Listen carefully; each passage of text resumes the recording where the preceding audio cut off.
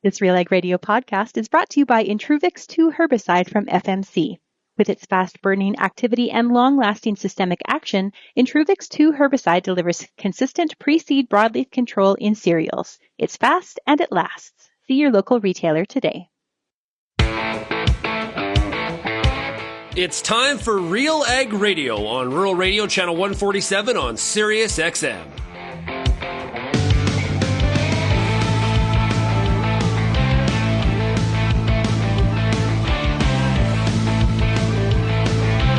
RealAg Radio and RealAgriculture.com is your home for insight and analysis of the issues that are impacting your farm business.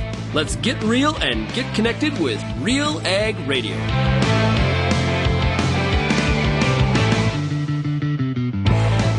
Welcome to RealAg Radio here on Rural Radio 147, Sirius XM. Shaun Haney, your host here on this Tuesday edition of the show. Thanks so much, everybody, for making RealAg Radio and Rural Radio 147 a big part of your workday. And, of course, a big shout out to everybody listening out there on the RealAg Radio podcast. Today's show is brought to you by Baker Tilly.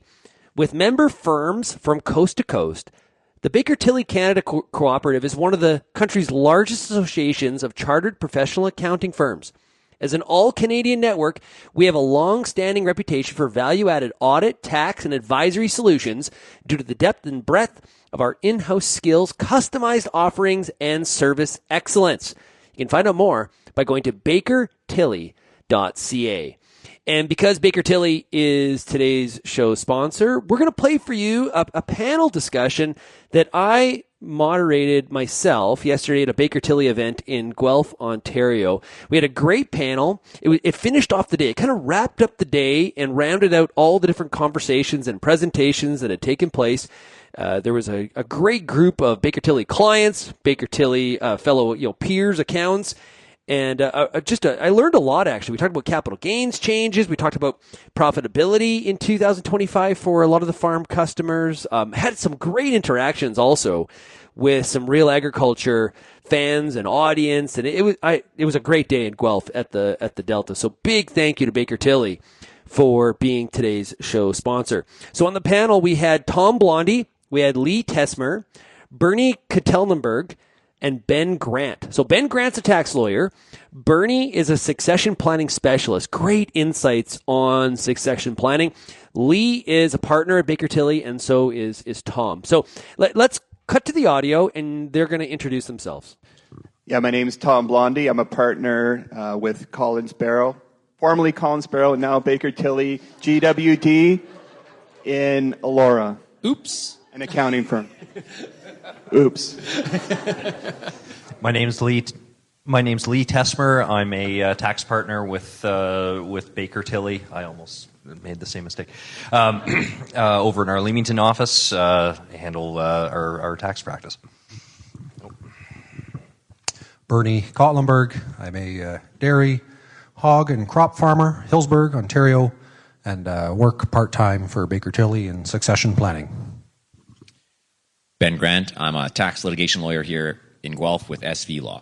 Now that the panel has introduced themselves, I want to get your feedback based on anything that you hear today or thoughts that you may have. Lots happening in the world of agriculture here this week, of course, with the inauguration on Monday as well. You can send me an email, shaney@realagriculture.com. You can find Real Agriculture across all the different social media platforms, or you can call the RealAg feedback line. That number is 855-776-6147. Speaking of the tariffs, after we recorded this panel on Monday afternoon, during the time where President Trump was signing all of the executive orders, I think there's over 100 of them, or around 100 anyway, there was a bit of relief in Canada in the fact that there was not going to be an executive order related to the application of tariffs on Canada. There was going to be a deeper look into some of the trade practices of Canada, Mexico, and China, but not necessarily tariffs applied.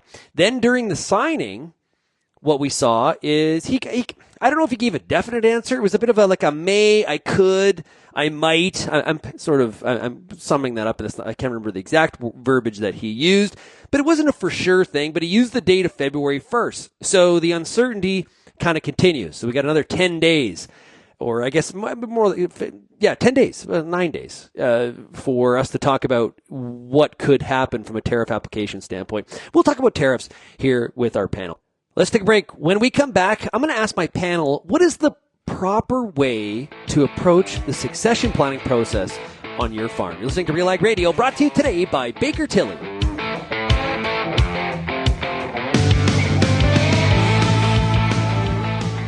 It's now time on RealAg Radio for a product spotlight. Joined right now by Vaterstad's Director of Sales for Western Canada, Philip Korzak. What are some of the things that Vaterstad is up to here in 2025? Really, we're focused on farm shows. Some people can negate the value of farm shows, but for us, it's very important to still be in front of our customers and our dealers. What are some of the innovations and improvements that customers can look forward to, as we start to think about what some of that 2026 lineup looks like? A couple of the few things that customers will definitely see is we've changed the tire size on our precision delivery tanks. We are bringing what we call an in-cab hub, a common connection point with our iPad displays, GPS receiver that will be easier and cleaner for the customer inside the cab to really clean those up. We will actually be bringing a new meter bottom to our tanks. Customers and dealers should look forward to that for model year 26 as well. We always encourage customers to go directly to our distributors, so that would be their local dealer. Obviously, our website is a great place to go, so vaterstad.com. Co-op knows your community because we live here too. Our teams are your trusted partners with a range of expertise to help support your entire farm operation. And we're giving back. In the past 5 years, Co-op has invested over $1.1 billion in the prairies through building, upgrading, and expanding local facilities. And we've returned over $1.17 billion to Co-op members in the prairies. Co-op, we're all building something for the future. Here for your farm, here for your family. Learn more at coop.crs/farm.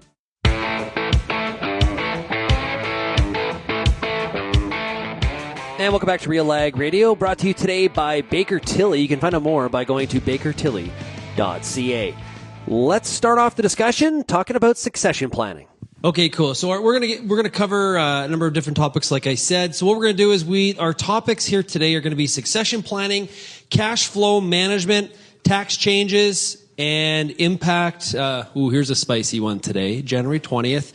The inauguration. We're going to talk about some of the impacts maybe of the Trump administration on Canadian agriculture, and maybe do some speculating there as well. It sounds like as of today, at least today, there's not going to be any tariffs put on Canada yet. So, but we'll dig into that here a little bit. Bernie, let's start with succession planning. Okay, and so somebody had asked it, the wrecks, like the bad stories. We tend to focus on some of the bad stories because all of us know a bad story. I lived through a bad story. It's kind of why I'm doing this now. Does that help or hurt us that we keep those in the back of their mind? Are the bad stories motivators to do it properly? Yeah, I would say, they are motivators. We know that succession, if it's not addressed, talked about early on, it gets harder and more difficult. So I think we start out like with anything in life. You look at the positives. What's the gain? What's the benefit? And there's lots of benefits from having succession talked about, thought about. Like I mentioned in my presentation, I've seen it bring so much enthusiasm, motivation, lift, opportunity, restored relationships when it is addressed and talked about. So while there are those very positive reasons to address it, to get going, sometimes that's not quite enough to overcome the challenges that have come there, things that are daunting. But in those situations, some of those difficult, bad stories, those too can be motivators to get us going. There are ways to do it right and have success. Absolutely. Yeah. Now, are there characteristics of those farms that have success with it? Like, are there certain attitudes or behaviors that the older or younger generation that they inhibit or that they show off, that they showcase to allow that to be the case? Or what's the difference between doing it right versus doing it wrong? Yeah, great question. I think there definitely is attributes that are sometimes inherent but can also be learned. And I would say number one is empathy. Have you learned to put yourself in someone else's shoes, to try to understand where they're coming from? Have you learned to communicate and relate to people, asking more than saying? So if you can have a discussion, a family meeting, where you say more of what I'm going to speak about end in a question mark than in a period, I think you're on the right track. Really trying to understand. So that I would say is, and there are tools to help with that as well, but that would be the number one attribute. With our market research arm of RealAgriculture, Real Agri Studies, my partner and I, Justin Funk, who is based out of Guelph here, we did a study on farm succession. And what we found out is, what's important to each of the generations. What was interesting is that the older generation, what was important to them was the money. It was like the financial costs, the tax consequences. That was the important, the motivator, or in some ways the barrier. And for the younger generation, what was the most important thing to them? Communication. Right? Something soft versus something hard. But what's interesting is how as we get older, maybe what's important to us in the process maybe changes. Tom and Lee, what are some experiences working with some of your clients through succession? Go ahead. Yeah, well, I can go first. That's been my personal experience, Shaun. In my practice, the older generation is most concerned about the financial side of things and the reality of handing over assets that are ridiculously valued and the consequences for their own retirement and also what the non-farming children might be left with at the end of the day and whether that causes family conflict. So that's something that it's a different experience for each family, and me as an accountant, I sometimes find difficult to manage because, my training is not in family counseling and psychology, and some of these issues that come up, I just don't feel equipped to help out with. There's got to be some rooms you walk yes. in. What the heck did I get myself into? Right? Yes. Certainly. Yes. Lee, go ahead. Yeah, I think I think Tom would agree with my viewpoint that our business is a business of relationships, and so often when we're in these succession planning meetings, whether we're right in the middle of getting the business transferred, or if we're in the infancy stage of even talking about, hey, there is a chance that you might not live forever, and we should really do something about this. The succession plan.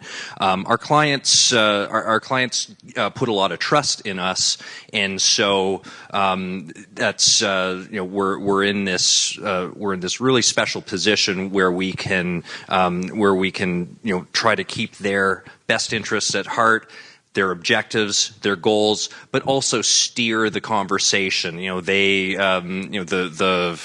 current owners might have a specific framework that they have in mind because this is how they've always done things, or this is how the farm was transferred to them from their parents, and it might not that might not be the right framework for this newer generation that has different values, softer values sometimes with communication.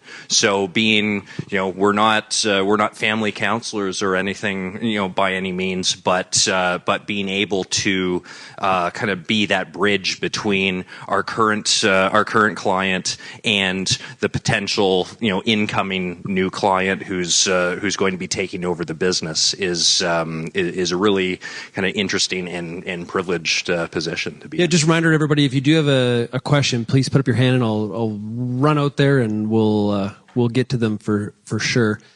So I'm curious, Bernie, at the end, or sorry,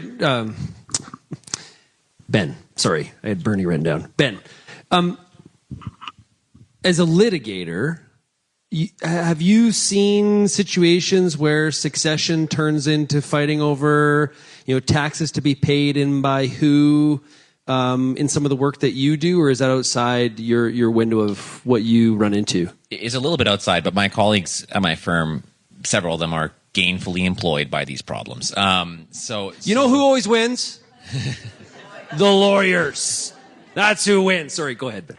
Yes, so absolutely. It like either a succession plan that was never communicated, or a succession plan that was sort of half implemented in a will and maybe some other documents. That is a recipe for the train wrecks that we were talking about earlier. Yeah, and one of the things we hear lots in succession planning, and as a lawyer, I know you could appreciate this. You went through some of contracts being from emojis and things like that, but having a succession plan papered, not in somebody's head, not a verbal understanding or what somebody was promised, and one day this all will be yours. Having it papered properly is important. That's right, because the worst of these examples happen after passing, right? And so the one witness that could tell you what they wanted isn't with you anymore, right? And so it's different people's recollections and so forth. So absolutely, papering something is essential. Tom, you've probably heard this with some clients and stuff before.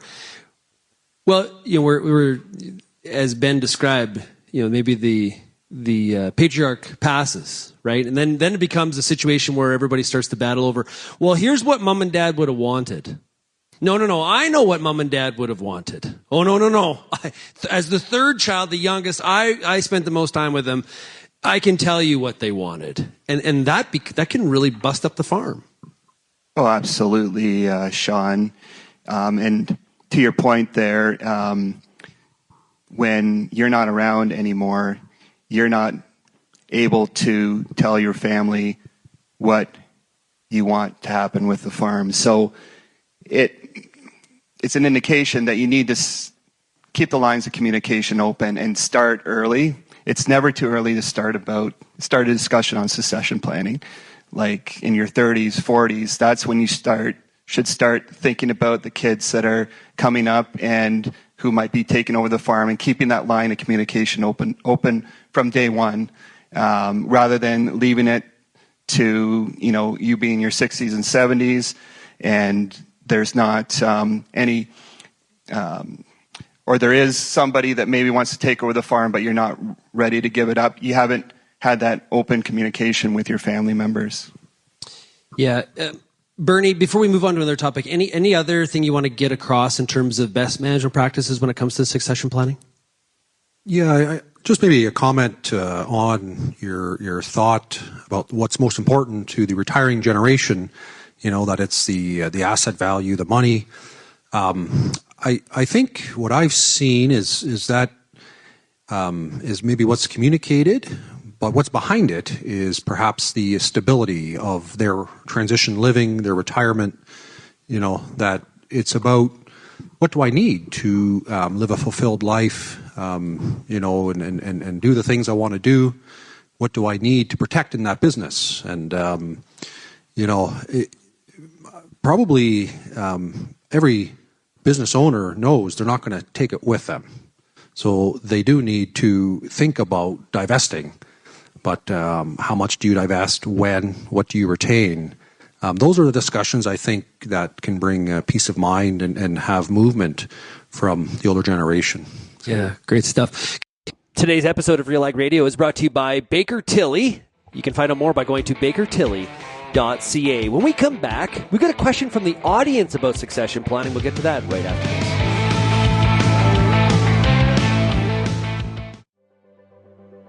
Looking for proven performance in wheat? Lima Grain Cereal Seeds has you covered.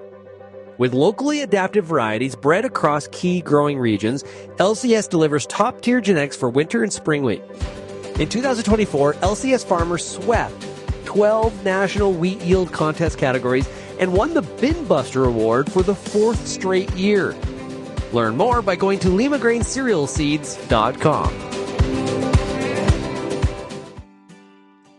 Time to get caught up with what's going on over there at Genesis Fertilizers. Joining us right now is Terry Drabiak. There's a lot of concern right now about the stickiness of fertilizer prices and some of the volatility that's out there in the market. This is, a pathway, an opportunity to have a farmer-owned solution, or at least a part of the game. We're building one plant, and we're building one plant for farmers. And what those two attributes bring is a security of their fertilizer. Whatever happens around the world or even back home, they'll have a secure fertilizer for their farm, and the profit stays here in Canada. Farmers are critical to this project. We call it a closed loop system, and what that means is that the people who own the plant are also the people who will take product from the plant, and that's so critical in many ways in terms of bankability, in terms of security of their supply. It's a really good model. And make sure you go to genesisfertilizers.com for more information.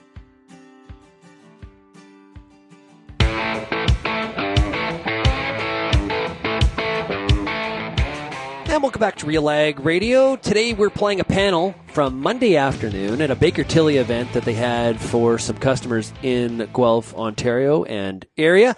And we've been talking about succession planning. And then we got a question from the audience to continue the discussion. So this is more for the right side of the panel, more tax law, succession planning. And it might be an Alberta-specific question, so I apologize. But in Alberta, you can have what's called a holographic will, where you basically write it by your own hand, and it's enforceable, subject to certain restrictions. Do you see those often in practice? Does that create obvious ambiguity and issues when it comes to succession? Or is that something that you typically don't see because it's not good practice?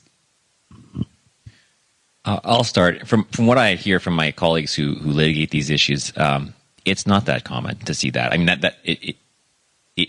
there's a lot of risk in doing it that way, right? Risk for who? For the testator, for the person writing the will, and for the family with ambiguity over what they meant, right? Because there's probably terms and conditions that are standard in a will that aren't included in that situation, right? So now there's circumstances like where you maybe have to do that because of whatever's happened, right? Like if you're, but generally speaking, no. Yeah, it's dangerous. I'd actually never heard of them before, so that's interesting. Cool. Okay, another question right here. Okay, just to finish up the succession planning, when you're talking about lifestyle funding for the retirees that are transitioning out, my experience has been sometimes positive, but that the older generation doesn't advocate for themselves. In their minds, I don't need any money from the farm, because they don't realize how much the farm pays for their basic expenses. But I just wondered what tools you use to help those retirees come up with that. I've used the experience or the past of one of my clients who her mother was in a retirement home, and they had a very successful farm years ago that mom and dad had transitioned to their son. Multi-million-dollar farm. Son has nothing to do with mom and dad. Grandma wants a nicer room in the retirement home. Can't afford the nicer room, Mom, because you only live on OAS and CPP. So I've used that scenario to some of my clients when I'm starting that plan, and it really seems to resonate with them that I don't want to be put in a bad nursing home. I want to have my own money. So... Yeah, I can comment on that. I think that's one of the very early things you need to talk about and have some numbers around. And the tool that I use for that is, that lifestyle funding document. Kind of adds up, what resources they currently have off the farm, CPP, OAS, and then, what's the typical lifestyle need that you would want to have? Is that $80,000 a year? Is it $100,000 a year? What stage of activity and movement and travel, and talking about that, and then mapping it out with inflation factors as well. And I think when you've given thought and discussion to that, you've gone a long way in completing that picture. It starts to give some feeling of security, comfort, and knowing that there is a reason to protect lifestyle funding from in the farm. And that I think can some people, owners need encouragement on that. Others just, they don't want to give up anything because they're over concerned about it. I've seen both scenarios, and if you're holding on to everything and not giving anything until your 70s, that becomes a headache in your will as well. You're going to have way more assets than you ever need to live off of, and why are you still building and accruing? What's the purpose? And sometimes there's space for those questions. You can have good discussions about it, but definitely needs to be addressed very early on. Bit of a common thread. When we're young, we don't pay ourselves. We're working on the farm. That's a common thing that happens in farming. And then when we get older, we don't want to make sure we get the nicer place to where the masseuse comes around once a week, or maybe it's got a nice little bit bigger pool. The finer things in life. You've been listening to the audio from a panel that I hosted on Monday afternoon at a Baker Tilly event. You can find out more about Baker Tilly and their accounting services by going to bakertilly.ca. You know what I said as I was listening to the audio there? It is kind of a common thread. We don't pay ourselves as farmers when we're younger because we got to reinvest everything back into the farm, and heaven forbid if we had investments or some sort of capital outside of the company. And then when we get older, as we heard from our panelists, the trend is that we don't actually pay ourselves in retirement either. What at some point we got to pay ourselves, people. Okay, we're gonna take a break. We've got more coming up here with our Baker Tilly panel when we come back. You're listening to RealAg Radio, Rural Radio 147.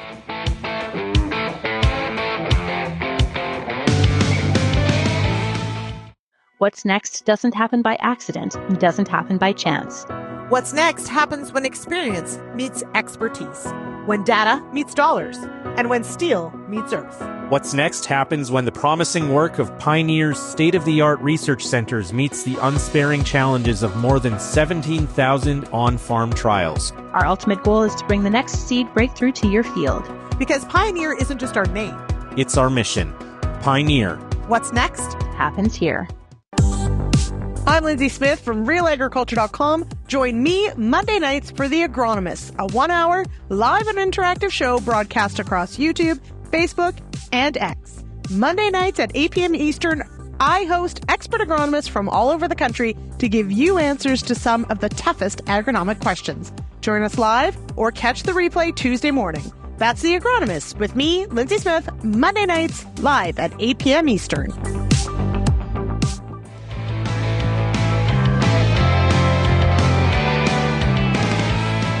And welcome back to RealAg Radio, brought to you today by Baker Tilly. Our panel is Tom Blondie, who's a partner at Baker Tilly, Lee Teesmer, who's also a partner at Baker Tilly. We got Bernie Kottelenberg, who is a succession planning specialist with Baker Tilly, and then Ben Grant, who's a tax lawyer from Guelph. Let's continue the discussion with our panel.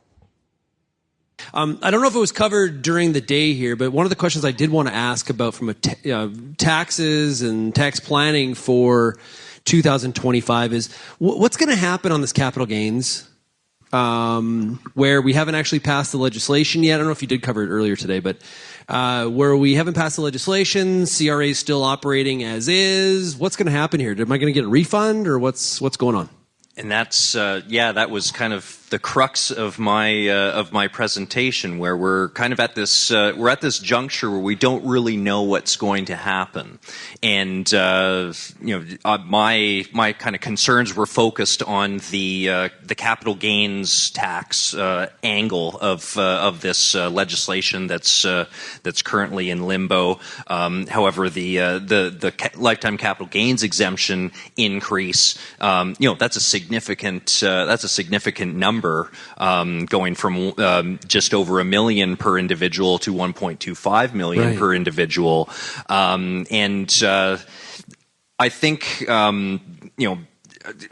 to be honest, I don't know, and I'm not sure that anybody could really levy an informed kind of opinion that they could that they'd be willing to bet the farm on, so to speak. But I think if you step back and take a look at the politics of these tax changes that we're looking at, the optics of either letting the capital gains tax inclusion be reversed, or leaving it as is, but then also not respecting the proposed increase in the lifetime capital gains exemption. I think that would be. I should expect that would be politically disastrous for any party who would try to do that. So in this current climate, we're not enacting and papering certain things until we have a little bit more comfort and we're more sure of the result. But I think that the LCGE increase is likely to stick around. I at least hope it will. So lifetime exemption. Yes, that sticks around. Yes, I'm just getting out of the act. Yes. We like to use the inside acronyms. Baseball talk that's going on up here. So you think that would, your thought or opinion, not for sure, but your opinion is potentially that stays. Yes, but other parts would be dealt with. I think I was having a really good discussion with Bud during one of the breaks. Pierre has come out and said, we're going to reverse this capital gains tax. But as Bud pointed out, what does that mean? What do you mean by reverse? Are you going to retroactively go back and say that June 25th, 2024 action date is no longer effective and everything is just taxed at the 50% inclusion rate? Or does reverse mean sorry about your luck if you crystallized a gain between June 25th and December 31st of 2024? It's taxed at that 2/3 inclusion rate, and we're going to relieve and go back to a 50% inclusion rate going forward. Feels like we've forgotten that things need to happen in a certain order. Yes. Yeah. Okay. Just me. Do you have something? Well, I was going to ask you, Lee. So let's say your filing deadline is coming up in March for a corporation or end of April for individuals, and we still don't know what's going on with capital gains, and you realize the capital gain in the second half of 2024. You sold something. What are your options as a client in that situation? Oh, good question. Yeah, so I think you've got three courses of action. The first course of action, and this is the course of action that I feel is kind of the safest, is to file on the basis that yes, the 2/3 inclusion rate will stick around. It might not.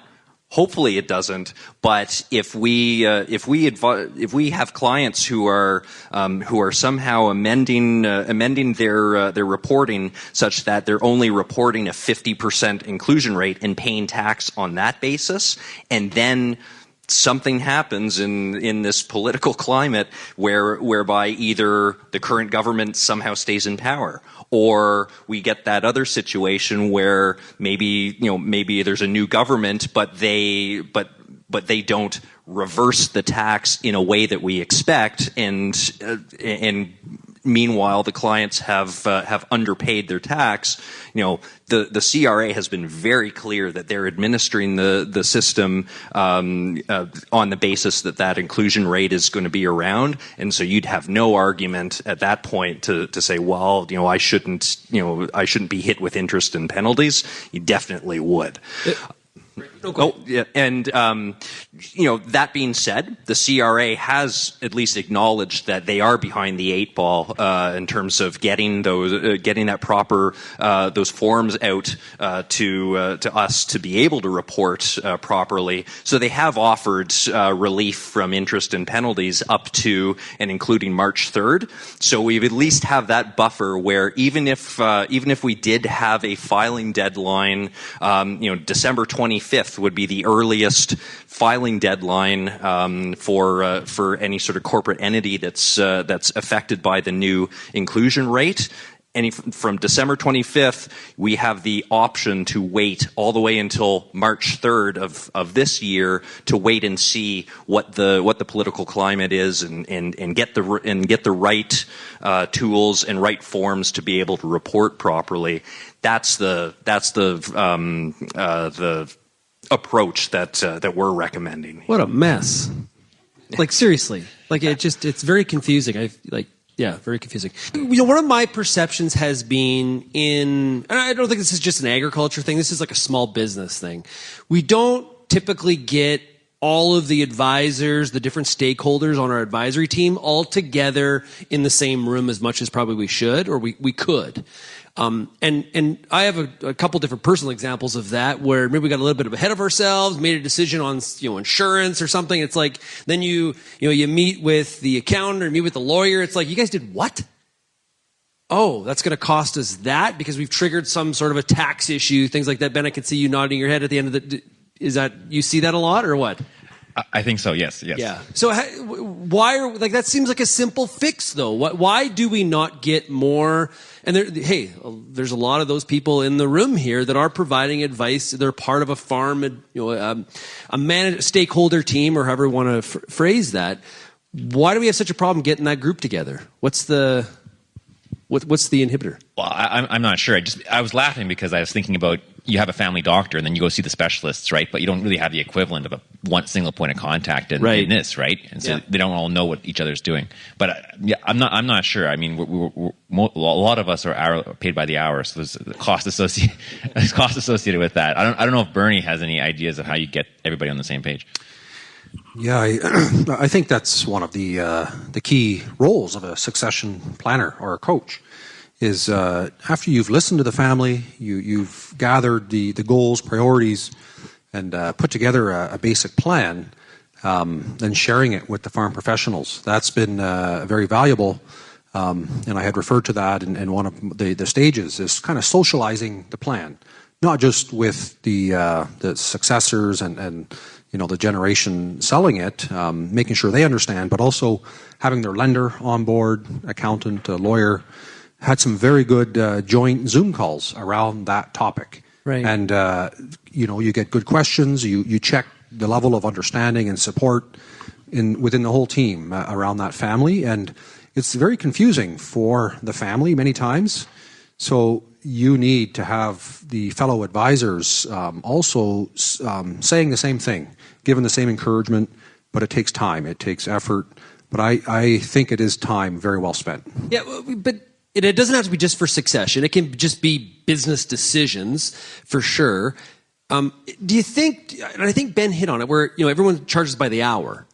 And so we see the upfront cost. Man, if we get the lawyer, the accountant, then there's the consultant, what's it going to cost us? So what we do is we cheap out and we have one sliver of it because most of the discussion is going to be about taxes. So let's have the tax accountant person come, and then we'll update the lawyer later, right? But if we had, and what ends up happening is we, save a nickel to spend $1, we end up costing ourselves way more if we would have just actually got everybody in the room, had the upfront cost, and moved on maybe faster. Is that fair, guys? Anybody? Go ahead. I agree with that because, part of that is when you're going to different professionals, the person who has to relay a lot of information between those professionals is you, the non-expert, right? You have to say what you talked about with your accountant or with your lawyer and what you think was the outcome of that meeting, but you don't use the language of lawyers or accountants. It's going to be difficult. The one thing that occurred to me as we were talking about this is that as you're engaging these professionals, and I think this often does happen in our community in Guelph and around here, is do they have good relationships amongst each other, right? You'll get a better deal and you'll get better advice from generally from accounting firms that have a good working relationship with a law firm, right? Because that communication flow will be easier. They know them. They can call them up versus working with disconnected groups that don't have a strong relationship. Yeah, and I think the talk about hourly rates, it came to mind. If I had $1 for every time a client made a, well, this is costing me $1,200 an hour sort of joke, I could afford to lower my rates. So, but yeah, it is intimidating to have the A&A accountant, the tax accountant, the lawyer, the investment advisor, the insurance advisor, all in the same room. But it is important to have everybody on the same page. I try to mitigate that a little bit by, we can, if we're not going to have everybody in the same room or on the same Zoom call, we can at least loop everybody in ahead of time, rather than the client going to the lawyer and saying, "Oh, by the way, I spoke to Lee a couple weeks ago, and he's working on a reorg to kickstart the succession plan." I don't want the lawyer to find out about that from the client. We're going to reach out to the lawyer and say, "Hey, we're about to meet with client ABC in next week. Is there anything we should know about? Are the wills up to date? Is there anything in process at the corporate level that would impact that planning?" And just kind of open the dialogue that way. So even if we're not all in the same room, literally, we're at least figuratively in the same room because because everybody has that heads up that the wheels are now in motion. I think if cost is seen as a barrier, I think all of us as professionals could help to mitigate that by just being upfront about what our rates are and the projects that we're working on and what the typical range would be in. We try to get our clients to sign something that's called an engagement letter when we're to start a special project like a rollover or a succession plan, where we outline what that range of cost is so that the sticker shock isn't there at the end of the process. And that helps to mitigate some of the concerns about cost. And I think the other thing, too, that helps all of the advisors work together is to have a really good quarterback. So somebody that is really good at bringing in, good people that are around them, bankers, lawyers, investment advisors, whoever it might be, and getting those people to work together. And sometimes that's not something that you can be a very good accountant, you can be a very good lawyer, but you just have a hard time, getting all the experts together. So I think that's a skill set. You should identify that person who is the quarterback, who is really good at reaching out to those contacts and working together. As Ben Grant was talking about some of these capital gains issues, we have done things in the wrong order.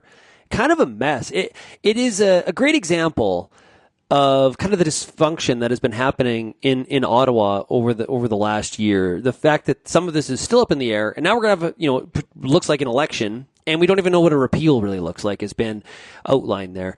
Concerning stuff, and it definitely impacts you because you're the one that's probably going to cost some tax dollars depending on which side of the transaction you are on. Okay, let's take a break. We've got more of our Baker Tilly panel. When we come back, you're listening to RealAg Radio, Rural Radio 147.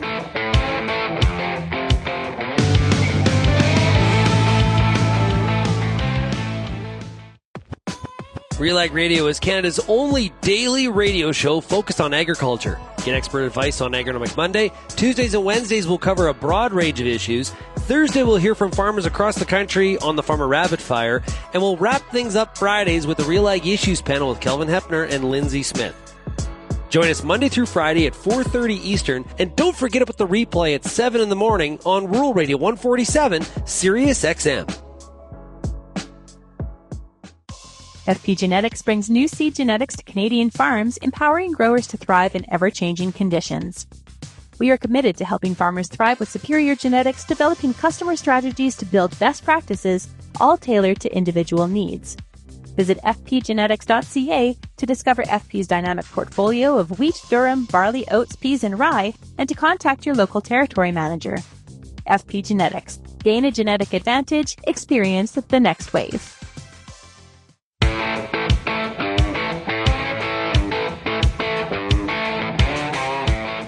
Big thanks to Baker Tilly for being the show sponsor today. I highly encourage you, if you do need some accounting services, going to bakertilly.ca. one of the things that is definitely giving a lot of, I think Canadian industry, period, but agriculture is not escaping this, is, we've got a new president of the United States. As of noon today, the inauguration happened here as we're recording this on Monday. At this point, they're going to explore specifically some of the trade practices of Canada, Mexico, and China. It's interesting for Canada to be looped in from a trade practice perspective with China. That could be a whole, if we had a bunch of trade lawyers here, that would be a whole interesting discussion indeed. Now, do we feel that for Canadian industry, the angst or the concern is justified at this point? How worried should farmers and ranchers be across Canada? What's the panel's thought? Anyone want to jump on that one? Well, I can start, and I don't know about everybody here in the room, but I'm quite concerned about what might happen. There was never any talk about tariffs during Mr. Trump's election campaign, and then all of a sudden it became a big issue in the last couple of weeks. They're our number one trading partner. If we got nailed with 25% tariffs overnight, that would devastate our economy, and particularly agriculture, because so much of our, again, 95% of what we produce goes south of the border. So I'm very concerned myself. Yeah, and just to build on that, the U.S. is our number one trade partner, and for this to kind of come out of left field, I think really drives home the point that we need to look at diversifying who we're exporting to, who we're importing from, and not.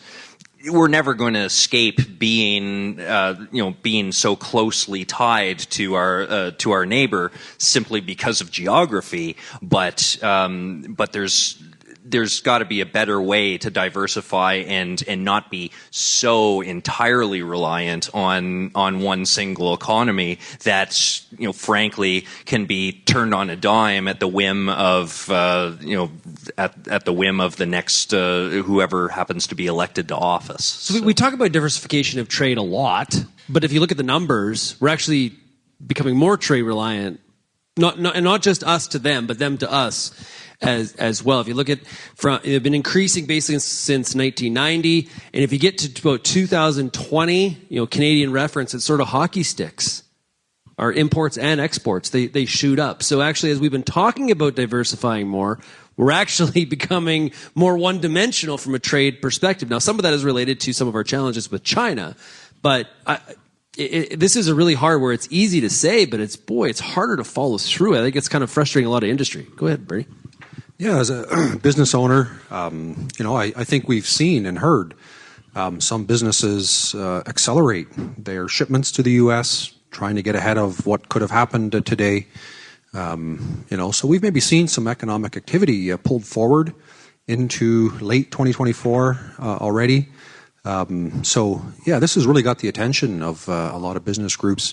My concern is mostly centered around a lack of unified leadership. And I think we've seen some of the premiers take a little bit of a different approach, different tact. To me, that's concerning. If there's a time for leadership and a unified voice in Canada, it's today. So my hope is that some of the leadership we require will rise to the surface here in the next months and really come and defend Canada, Canadian products, and really have a Canada First approach. But it's not easy. But I think we have a lot going for us, a lot of resources. We should not undermine or undercut our abilities, our talent, what we've been blessed with here in this nation. And I think as well, something U.S. will never understand is the prominent role that Quebec has in our fabric, in our culture, in our resources. And I do also look to good things from that province as well in leadership. So why bring that up, Bernie? Just curious, what just connect that for us. Well, I think it's easy for U.S. to see Canada as perhaps southwestern Ontario, parts of the Midwest, or the provinces, but very, very unfamiliar with our political process, who has put people in power here in Canada. And I think that's a bit of a story that will yet be told.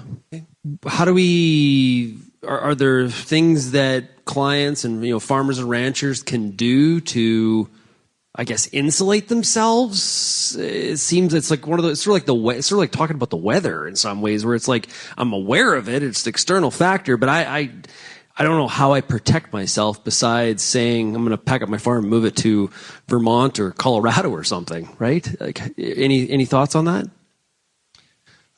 Yeah, I think. As farmers, we've learned how to deal with risk. That's not a new thing, border risk. And there's a time for consolidating, really focusing on the current operation, making it as strong as you can, having a resource built up to maybe rely on. And, it's going to, I think, make better business owners, leaders, out of all of us, as you have to confront some risks from time to time. And so I think, just taking a pause and really thinking about what you're good at, what you're going to focus on. And over the next 6 months, it'll be some volatility.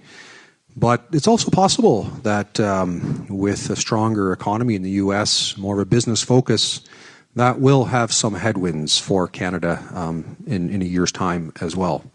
Yeah, that's my hope. Yeah, we've talked about it a little bit on RealAg Radio, where about 2 weeks before the U.S. Yeah, it was about 2 weeks. About 2 weeks before the U.S. election, we asked Canadian farmers who would be better for Canadian agriculture: Kamala Harris, Donald Trump, neither, or both are the same.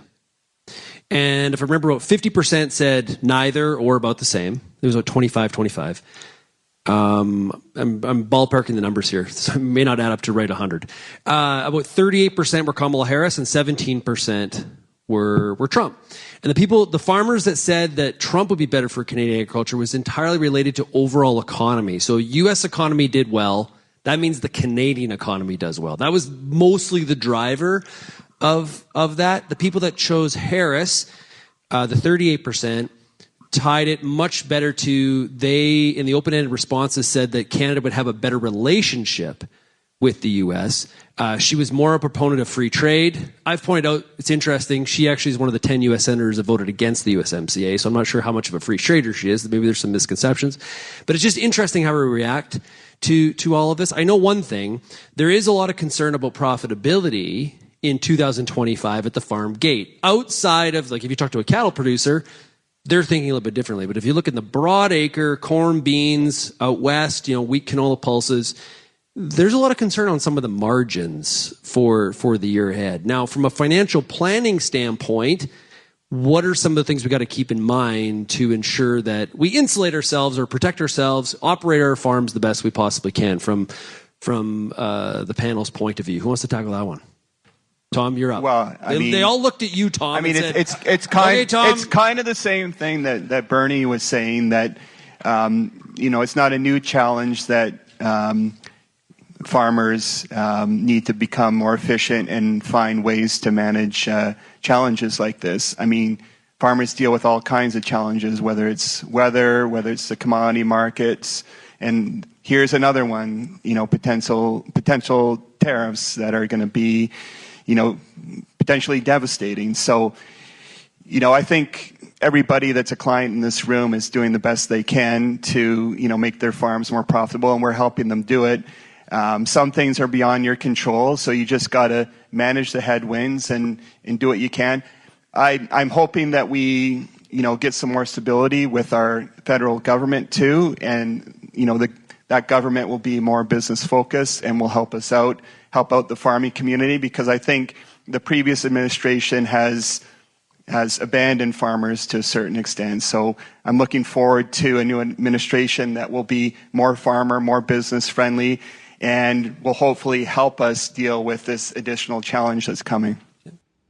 Big thanks to Baker Tilly for being the show sponsor today. If you do have any feedback, questions, or thoughts on anything that we talked about here today, you can send me an email, shaney@realagriculture.com, or you can call the Real Ag Feedback line, 855-776-6147. Remember to go to bakertilly.ca.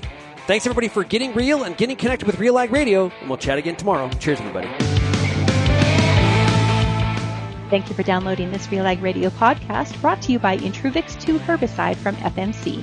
Intruvix 2 herbicide for cereals delivers outstanding pre-seed control of the toughest broadleaf weeds like kochia, volunteer canola, and narrow-leaved hawksbeard. See your local retailer today.